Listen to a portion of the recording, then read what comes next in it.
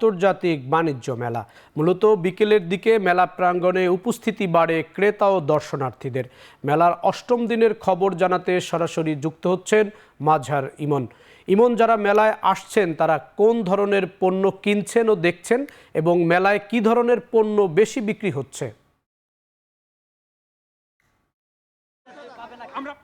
জাহিদ, আজকে মেলার অষ্টম দিন। আমি সারাদিনই ছিলাম। সকালবেলার তুলনায় মূলত দুপুরের পর, যেটি আপনি বলছিলেন যে বিকেলের দিকে মূলত ক্রেতা দর্শনার্থীর সংখ্যা বাড়ে। আমি এখন মেলার প্রাঙ্গণের একেবারে বাহিরে রয়েছে, অর্থাৎ মেলাটির ভেতরের একটি পর্ব রয়েছে, ইনডোরে রয়েছে এবং বাহিরের যে চিত্র আমরা দেখেছি দুপুরের পর থেকে বিকালে, পুরো মেলা প্রাঙ্গণের যে বাহিরের দৃশ্য, সেখানে আমরা দেখেছি যে ক্রেতা দর্শনার্থীর সংখ্যা বৃদ্ধি পেয়েছে। এবং আমরা যদি পণ্যের কথা বলতে চাই, এবারের মেলায় আমরা দেখেছি যে আসবাবপত্রকে মূলত যেই বাৎসরিক পণ্য হিসেবে ঘোষণা করা হয়েছে, সেই ক্ষেত্রে আমরা যে আসবাবপত্রই মূলত এখানে যেই বিভিন্ন যে অফার বা ছাড়ের যে বিষয়টি আমরা দেখেছি মেলা প্রাঙ্গণে। এর পাশাপাশি যেহেতু আন্তর্জাতিক বাণিজ্য মেলা একটি বিশাল বড় একটি আয়োজন, ব্যবসায়িক বিভিন্ন প্রতিষ্ঠানের অংশগ্রহণে হয়ে থাকে, এখানে মূলত ঘর বাড়িতে ব্যবহার করা বিভিন্ন যে সমস্ত পণ্যগুলো রয়েছে সেগুলোতে আমরা দেখেছি সবচেয়ে বেশি চাহিদা বা ক্রেতা দর্শনার্থীদের ঝোঁক রয়েছে। পাশাপাশি যেহেতু একটু শীতকাল রয়েছে, শীত পড়েছে রাজধানী সহ আশপাশের এলাকায়, এখানে আমরা দেখেছি যে সমস্ত পোশাকের দোকানগুলো রয়েছে, বিশেষ করে নারীদের পোশাক এবং পুরুষদের যে সমস্ত ব্লেজারের পোশাকগুলো রয়েছে সেগুলোতেও বেচা বিক্রি আমরা দেখেছি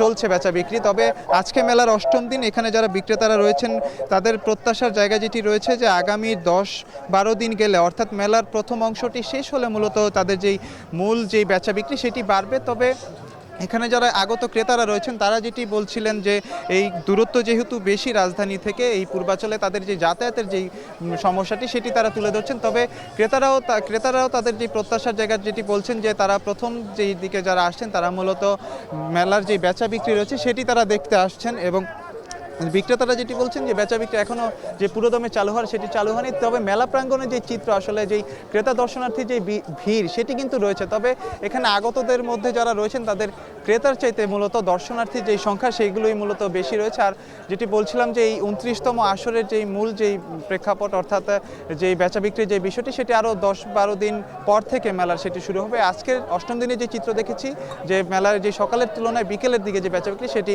চলছে এবং ভিড়ও মূলত বিকেলের দিকেই শুরু হয়। বাণিজ্য মেলার খবর জানাচ্ছিলেন মাজহার ইমন।